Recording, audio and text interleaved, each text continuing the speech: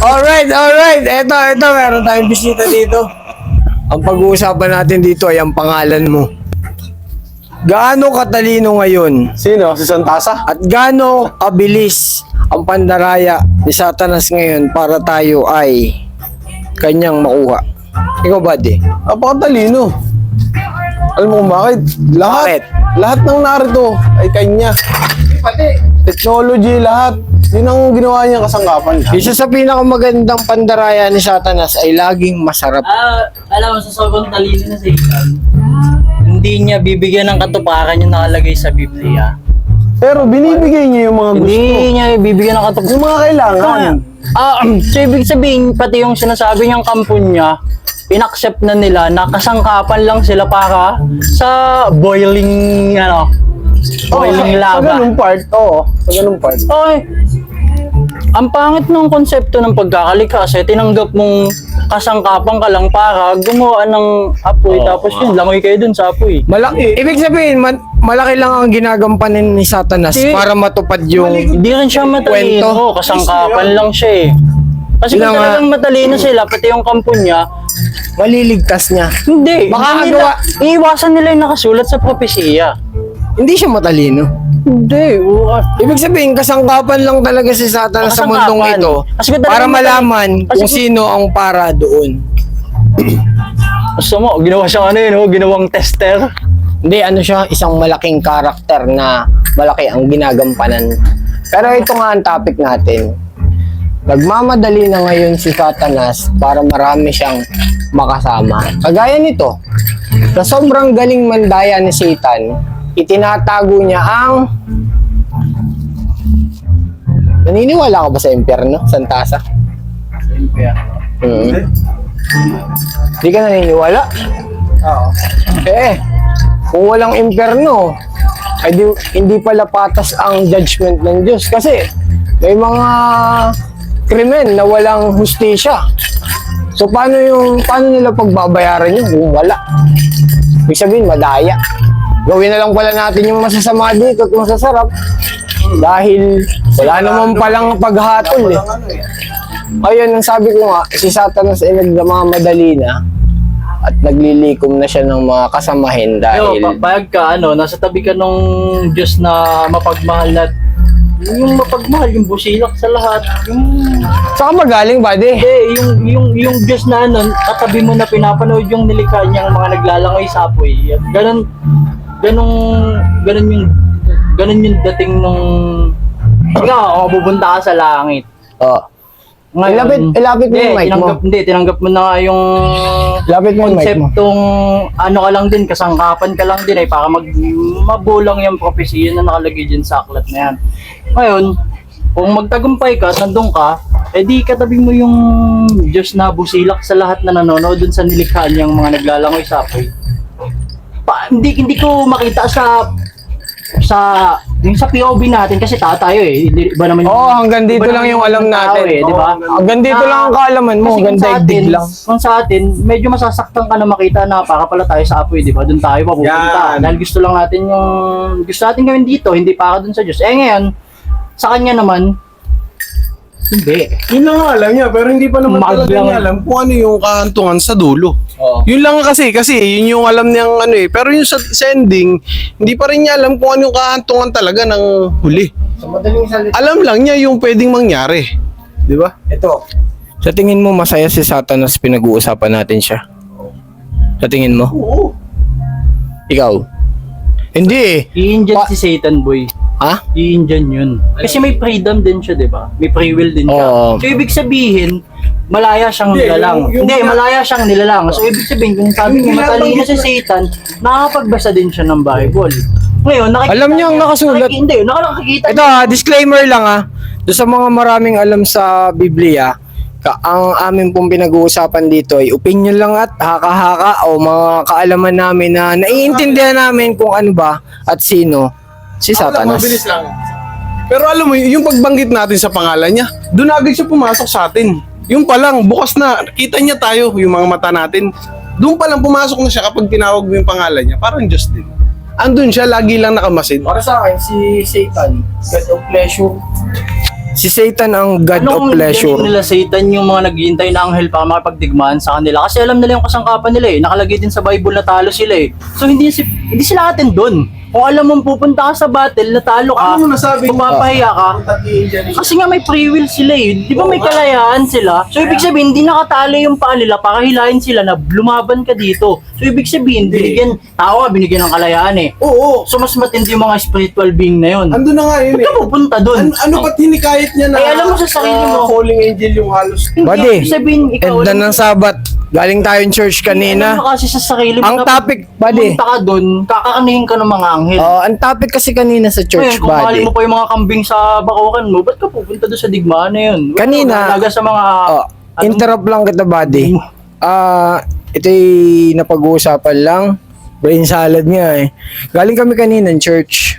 At ang topic doon ay apocalypse. Itong great controversy ngayon sa mundo ay talaga namang napakalaking tunggalian dahil naglalaban ng tama at mali.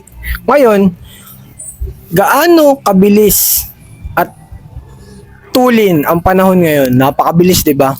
Kasi nga si Satan ay nauubusan na ng panahon dahil napakalapit na talaga ng pagdating. Kung naniniwala kayo sa second coming, kahit hindi, okay lang, opinion ko to. Ang amin lang, Pag hindi sinipot ni Satan... balik tayo kay Satan. Okay, pag hindi sinipot ni Satan itong mga nasa anghel na naghihintay ng digmaan, paano yun? Di postpone yung... Postpone daw ano. Pero hindi. Hindi pwedeng di niya sisiputin. Ay akong bumanggit ng Bible verse eh. Hindi siya matalino. Kasi hindi naman tayo. Program din siya. Yun na nga. Kung Mike, pupunta siya Binigyan doon. lang Mike. talaga siya ng free will. Mike. Free will. Oo. Free Kung will. binigyan lang siya ng ano, ng... Pero grabe ang determinasyon ni Satan ah. Kasi alam niya yung ending niya pero tuloy pa rin siya Tinanggap sa pagliko. Oo. Tinanggap niya. Hindi ginawa Ang tanong, ng tinanggap niya nga ba talaga yun?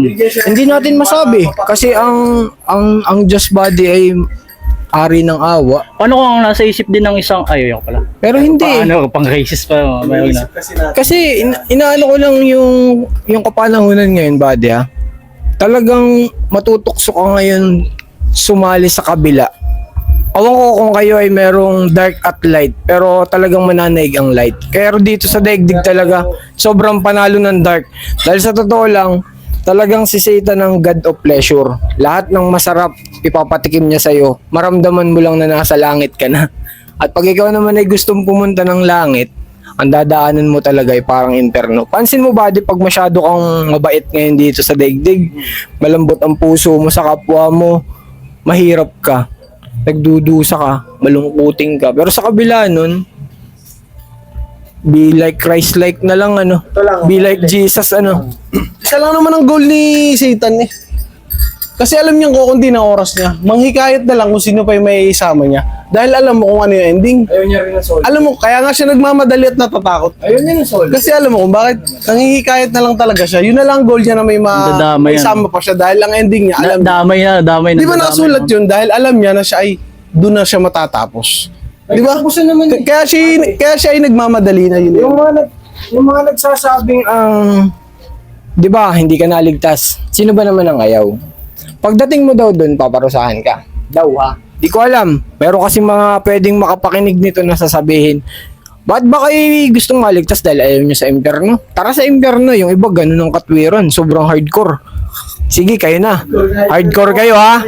Pero ang totoo, makakaranas kayo ng spiritual awakening ngayon dahil digitally, talagang ninanakaw ng kaluluwa natin, ano buddy? Mata ano?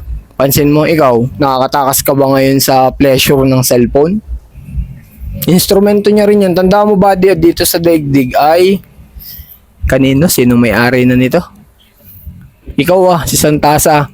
Buddy, shoutout nga pala sa'yo. Napadaan to si Santasa. Si Xiao Yan. Xiao ang may-ari ng... Ang pangalan nito ay si Santasa at ang Xiao meaning Xiao. nun ay, saan nga ba galing pangalan mo, buddy? Xiao. Saan galing? Parang sa Noli Me Tangere nga ba? O El Filibusteris No, sa Nole. Noli Me Tangere. Basahin nyo na lang yan para maintindihan nyo kung sino si Santasa. Ang Nole ba pang fourth year? El Filibusteris mo? Hindi ko nakabisado. Basta fourth year kasi yun. Maupo ka muna dyan at mamaya ay dadaanan nyo na si... Hindi. Ngayon, yun nga, maliliis tayo ng topic. Nagmamadali na si Santasa. Oo, gusto ko naman damay. Nanghihikayat na ako. Pero sa kabila ng dark and light collision, ang laging mananalo doon ay light. Meron kasing mga instances, sure. Meron kasing mga halimbawa tayo sa buhay na mas madali talagang humusga. Ciao, ciao. Madaling humusga, Ciao, buddy. ciao. Halimbawa, ikaw ay ganito ang gawa. Ako ay nasa liwanag. Ngayon, wala akong gagawin kundi husgahan ka ng husgahan dahil sa pamumuhay mo. At ikaw nga ay, at itong si Banal, walang, Yan, meron ka na lang. ang tawag dito? Ha? Meron ka na lang 3 minuto. Nalilito ko. Hindi pa naiimbento ang mga salita upang ipaliwanag na ang liwanag at ang dilim ay magkatugma pa din. Dahil hindi mo talaga matatagpuan ng liwanag kung wala ka sa dilim dati. Hindi ko naman sinabing gawin mo yung mga hindi dapat sa buhay bago ka pumunta kay ganito. Napag-usapan lang. Anong meron? Ba't Ciao, hindi ciao. nagsusum? Kailangan ko lang mag-login dito. May interview ka mamaya? May Zoom. Kailangan yun. Ciao, ciao. Signing off. Alis ka na! Ciao, ciao. Santasa, ikaw ang topic ko.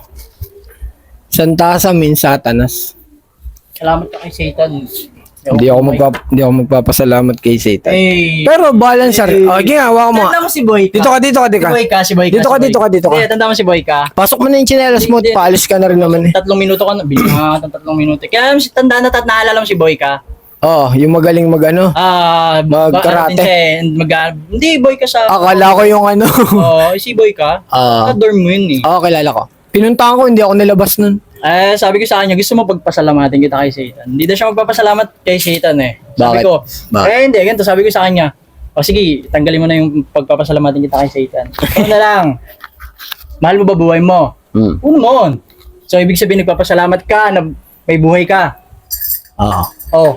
Bumalik ka dun sa pwesto ni Adan at Eva nung pumunta dun si Satan. Kung hindi niya inudyokan yung dalawa, baka si Adan at Eva lang nandito sa loob ng earth. Wala tayo. So, ibig sabihin, nagkaroon ng purpose or kaya ka nabuhay dahil nga, sinabi ni Satan na, hoy, kainin niya to para mabuhay si Boy ka. So, ibig sabihin, Kasi noong mga panahon yun, wala pang kasalanan, ano? oo, so ibig sabihin, kung walang Hindi kasalanan, dadami. wala tayong lahat. O, sinong dahilan? Walang makakaisip ng Sinong dahilan sex. ba nandito tayo lahat?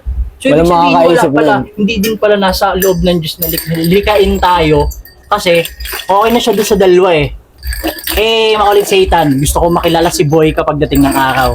Kaya sabi ko, Oo nga, no. May punto, may punto, may punto. Diba? Oo, ngayon, Pero, sabi ko sa bakit kanya, magpapasalamat kay Satan? Dahil tinukso niya yung dahil magulang nagkaroon ka natin. ng buhay dahil kay Satan. Kung hindi ginawa ni Satan yun, wala ka, boy ka. Walang boy ka. Isipin mo din, punta ka dun sa panahon ng Ito, dalawa. pwede ko naman siyang i-switch. Pwede ko siyang lagyan ng hindi kwento. tayo magkakaroon pa ng Hindi, time para mabuhay kung hindi ginawa ni Satan yun dun sa May purpose pa din siya, ano? Makapagkantutan ko yung Oh, dalawang dito nga papasok. spirit sila. Dito nga papasok ba yung sinasabi niya? Ano ulit nga sa Sumerian tayo sa mga naking eh. Yung tungkol kay Adan at kay Eva dun eh. Yung pinuntahan siya ni ng kapatid niya ni Satan kung tawagin sa Bible. Ay, ganun si Neo? Hindi siya about sa pagkain ng mansanas. Pumunta yung dalawa. Okay pala yung nilikha ni ni Yahweh Oo nga, ano? Magkantutan kayong dalawa, masakap yun.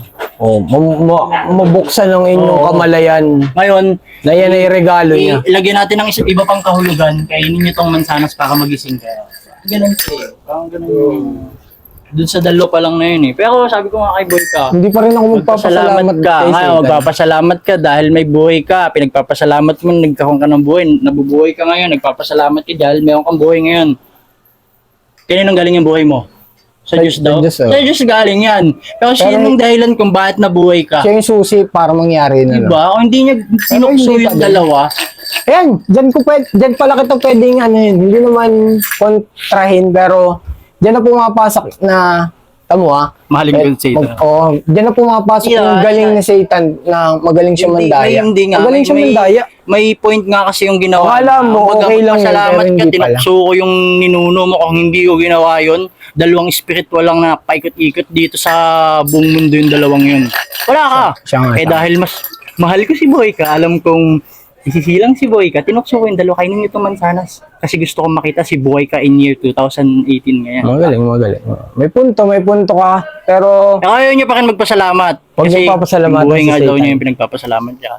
mother, At time Naka-live time ka tayo. na. Time na. naka-live tayo. Yung sabi ako. Alis ka na ba ya? Maraming salamat sa pagbisita. Check. Ikaw, kung meron kang komento, message ka lang dyan sa baba. Pag-usapan natin yan. Brain salad lang. Si Boy Santasa.